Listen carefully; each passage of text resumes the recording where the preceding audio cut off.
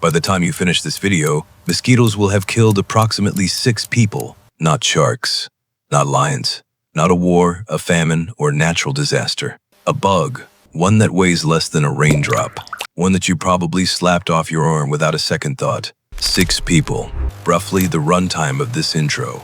Let's talk about the most successful killer in human history.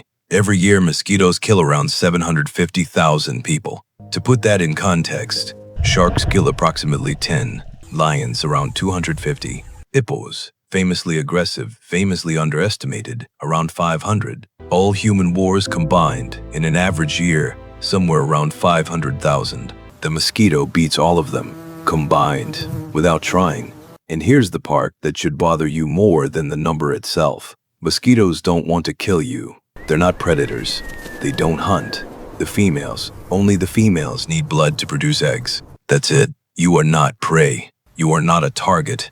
You are a minor nutritional inconvenience that happens, sometimes, to die afterward. The deaths are, from the mosquito's perspective, entirely accidental, which somehow makes it worse. The diseases they carry, malaria, dengue, yellow fever, Zika, West Nile, have shaped the course of human civilization in ways most history books don't acknowledge. They've determined which armies won, which empires expanded, which ones didn't. We'll get to that.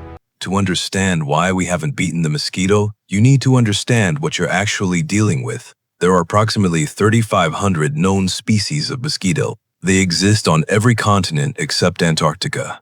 They have been found in mines 3,000 feet underground and at altitudes above 14,000 feet. Arctic mosquitoes in some regions emerge in such numbers during summer that they have been documented driving caribou herds off cliffs.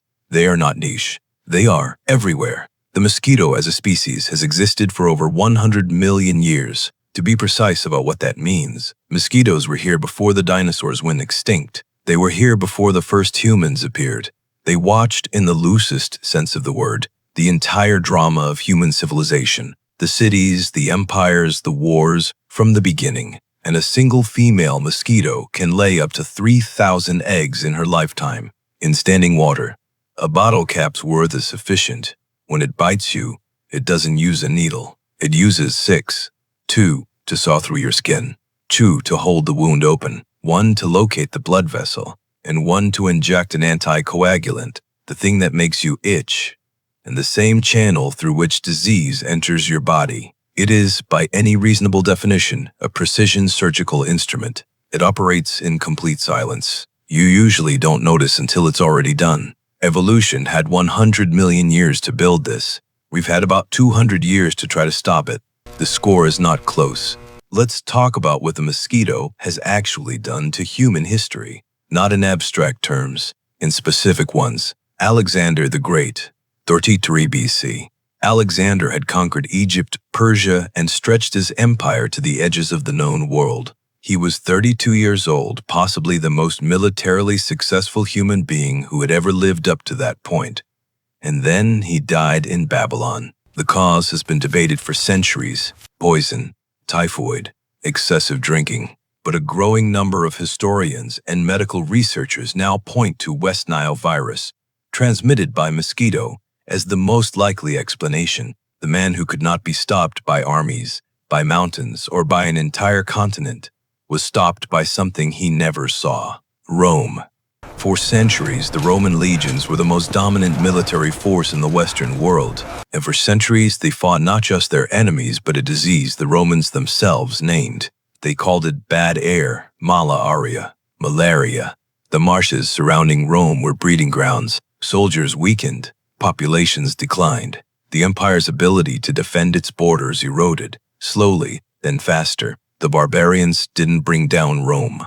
They walked through a door that had been open for a long time. Panama, 1880s. France attempted to build the Panama Canal. It was one of the most ambitious engineering projects in human history. It failed, not because of the engineering, not because of the terrain, because approximately 22,000 workers died, the majority from yellow fever and malaria, before the project was abandoned. There is a detail from this period that deserves its own moment. The French doctors, trying to protect bedridden patients from ants, placed the legs of hospital beds into bowls of standing water. They didn't know mosquitoes transmitted disease. No one did yet. So inside the hospitals built to save dying workers, they had created perfect mosquito breeding grounds next to every bed. They were nurturing the exact thing that was killing their patients. The United States eventually succeeded 2 decades later, only after implementing aggressive mosquito control programs first. They didn't build the canal. They built the canal after controlling the mosquito. France didn't lose to a technical problem. France lost to an insect, and then accidentally helped it along. We are not passive about this. We have been actively trying to eliminate or control the mosquito for over a century. DDT, introduced in the mid-20th century, was remarkably effective. Malaria cases dropped dramatically in multiple countries. It was celebrated as a breakthrough. Then we discovered it was also killing bird populations and accumulating in ecosystems in ways we hadn't predicted. It was largely banned. Malaria came back. More recently, genetically modified mosquitoes. The idea is to release sterile males that mate with wild females, producing no viable offspring. Trials in parts of Brazil and the Florida Keys have shown early promise. The mosquito, predictably, has not commented. A malaria vaccine now exists, approved in 2021, with roughly 75% efficacy in trials. This is genuinely significant progress. It is also not elimination. And here's the part that doesn't get discussed enough. Climate change is expanding mosquito habitat. Species that previously couldn't survive in northern Europe or higher altitudes are moving. The range of the mosquito is growing. The window of mosquito season in many temperate regions is getting longer. We have sent humans to the moon. We have split the atom. We have mapped the human genome. We have not defeated the mosquito. The mosquito has been here for 100 million years. It was here before the first human beings stood upright. It was here when Alexander died in Babylon. It was here when Rome fell.